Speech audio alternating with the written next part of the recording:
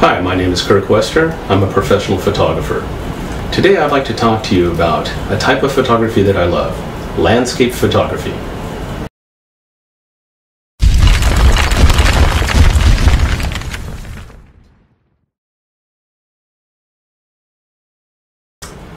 In this video, I'm going to share with you my photography techniques, camera settings, and the software I use to create beautiful landscape photos.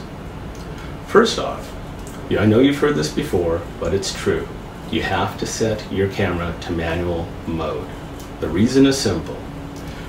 The camera has a software algorithm that chooses what it needs to create a properly exposed photo when set to the auto mode, the shutter mode, and the aperture mode. Now, when it decides what it needs to make a good photo, that isn't necessarily what you're looking for in your photo. So you need to decide for yourself, set it to manual, and make your own adjustments.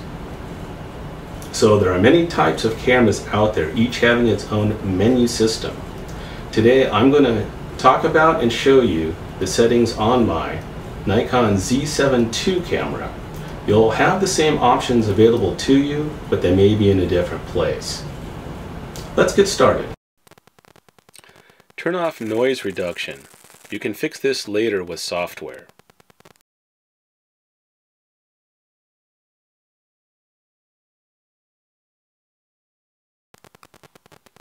Turn off vibration reduction, or image stabilization as it's called in a lot of cameras.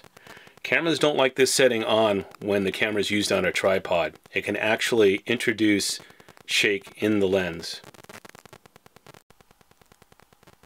Selecting auto bracketing exposure is very important. Even if you only want to use a single image and you don't have a desire to either combine 3, 5, or 7 images of different exposures, shooting a bracketing will give you the option of selecting one of the photos that may be better than one of the others as far as exposure.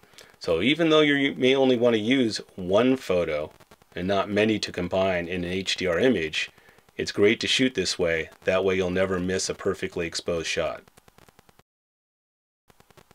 Something that's really important to know is to turn off your built-in autofocus assist illuminator.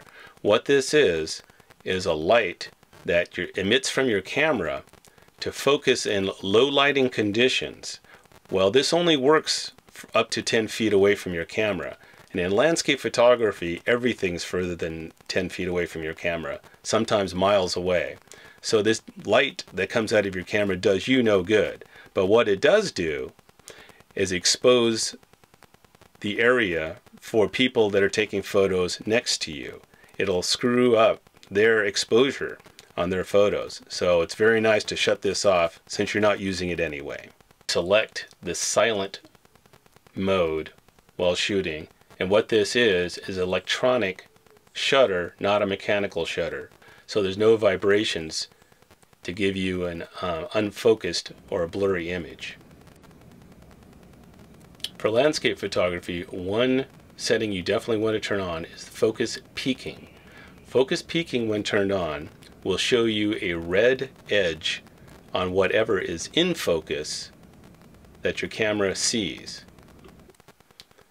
When you turn this setting on, you have options. You can select the sensitivity, how much of it turns red, and also you can select a color. I choose red on my camera so that whenever I'm focusing in manual mode, whatever is in focus has a red edge to it. Cycling through the display button shows different display items on the back screen, and one of them is the histogram. The histogram is very important while shooting landscape. The very left of the graph shows you dark areas of the image, and the very right of the graph shows you light image.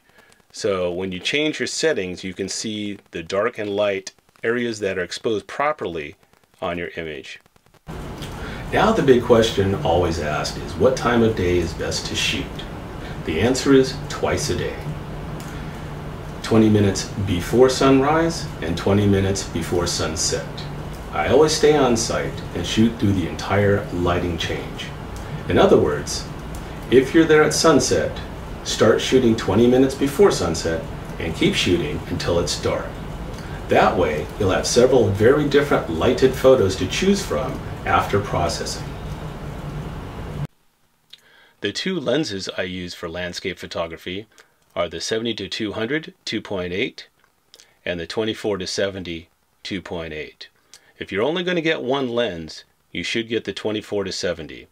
It has double duty as a great walk-around lens, and it's great for most landscape photography.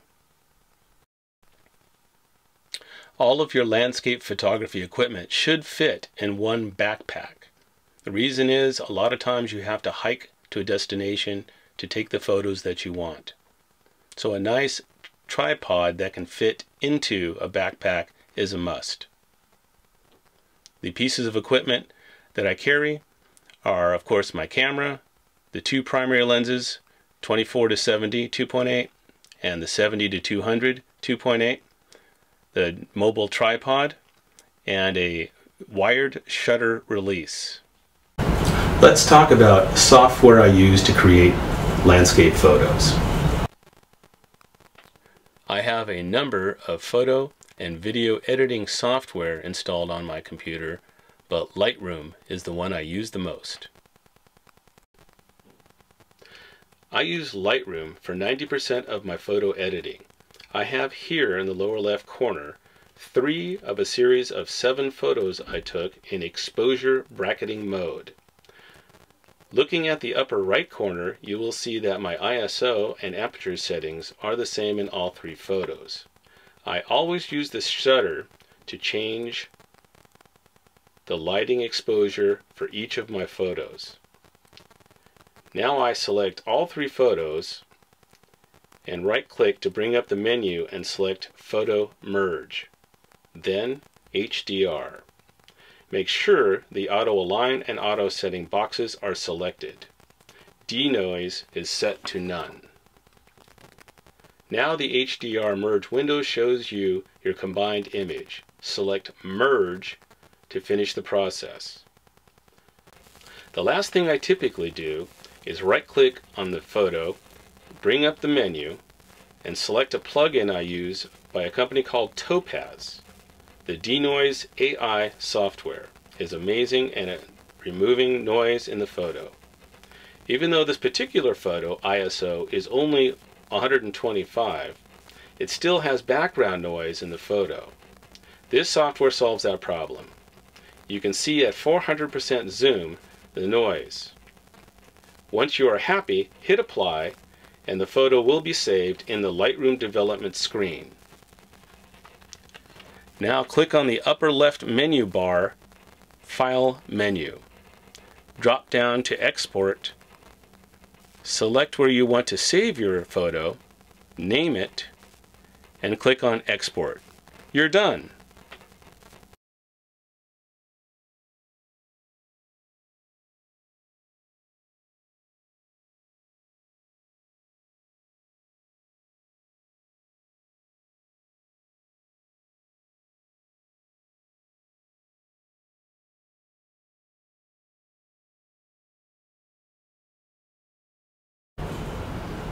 Well, that's it. I hope you enjoyed my video. Happy shooting.